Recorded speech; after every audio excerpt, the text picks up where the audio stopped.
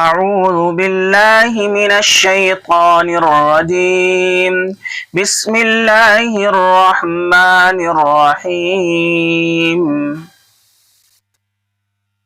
قل هو الله أحد قل هو الله أحد الله الصمد لم يلد ولم يولد ولم يكن له كفوا أحد ولم يكن له كفوا أحد.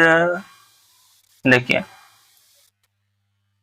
قل هو الله هو الله، بہت سارے لوگ پڑھتے ہیں اللہ، قل هو اللہ، قل هو اللہ نہیں ہے، قل هو اللہ. اور اللہ کے لام سے پہلے واو کے اوپر دیکھیے زبر ہے، اس لیے اللہ کا لام اور پڑھا جا رہا ہے، یعنی موٹا پڑھا جا رہا ہے. اس کو باریک نہیں پڑھیں گے، قل هو اللہ نہیں پڑھیں گے، بلکہ پڑھیں گے قل هو اللہ، قل هو اللہ احد، قل هو اللہ احد. حمزہ کے اوپر اور ہا کے اوپر زبر ہے، اس لیے دونوں کو جلدی پڑھ رہے ہیں. اور دال دو پیش دون ہے، لیکن یہاں آیت کر رہے احد پڑھ رہے، اس کو ساکن کر رہے. کیوں کہ جب زبر زیر پیش دو زیر اور دو پیش پر وقف کرنا ہو تو اس کو ساکن کر دیتے ہیں. تو یہاں دال کے اوپر دو پیش ہے، اس لیے ان کو ساکن کر رہے ہیں. قل هو اللہ احد اللہ الصمد اللہ الصمد.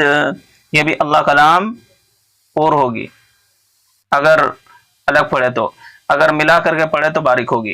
جس طرح قل هو اللہ احد اللہ الصمد، اگر اس طرح پڑھتے ہیں تو یہ باریک ہوگی، اور اگر یہاں سے پڑھتے ہیں اللہ الصمد تو یہ اللہ کا لام موٹا ہوگا، یعنی پور پڑی جائے گی. اللہ الصمد لم یلد ولم یولد لم یلد ولم یولد. دیکھیے میم ساکن کے بعد با اور میم کے علاوہ کوئی حرف آتا ہے تو کیا ہوتا ہے؟ اظہار شفوی.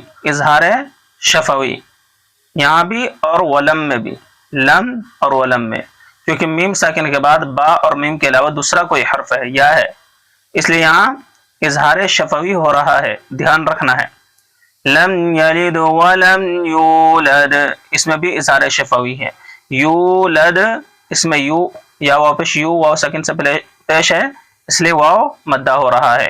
ولم یکن لہ ولم یکن لہ، یہاں بھی میم ساکن کے بعد با اور میم کے علاوہ دوسرا حرف آ رہا ہے، اس لیے اس میں اظہار شفوی ہو رہا ہے. یکن لہ نون ساکن کے بعد دیکھیے لام ہے، تنوین یا نون ساکن کے بعد اگر حرف یرملون میں سے کوئی سا حرف آتا ہے تو اس میں ادغام ہوتا ہے. ایک ہوتا ہے ادغام تام اور ایک ہوتا ہے ادغام ناقص. اگر را اور لام آ رہا ہے تو ادغام تام ہے، تو یہاں نون ساکن کے بعد لام آ رہا ہے، اس لیے یہاں ادغام تام ہے. وَلَمْ يَكُنْ لَهُ كُفُوًا أَحَدٌ كُفُوًا أَحَدٌ، اس کو کھینچیں گے کفوًا نہیں، کفوًا، کفو کفو دونوں کو برابر جلدی سے پڑھیں گے. کفوًا ون میں اظہار ہے، اس لیے کہ تنوین یا نون ساکن کے بعد اگر حمزہ ہا عین ہا غین خا یعنی حروف حلقی آئے تو اظہار ہوگا. وَلَمْ يَكُنْ لَهُ كُفُوًا أَحَدٌ، تنوین کے بعد حروف حلقی کے 4 حرفوں میں سے حمزہ ہے، اس لیے یہاں اظہار ہو رہا ہے، اور احد میں قلقلہ ہو رہا ہے، وقف کی وجہ سے یہاں ساکن پڑھ رہے ہیں. ٹھیک ہے، السلام علیکم ورحمۃ اللہ وبرکاتہ. اگلے سبق میں ملتے ہیں.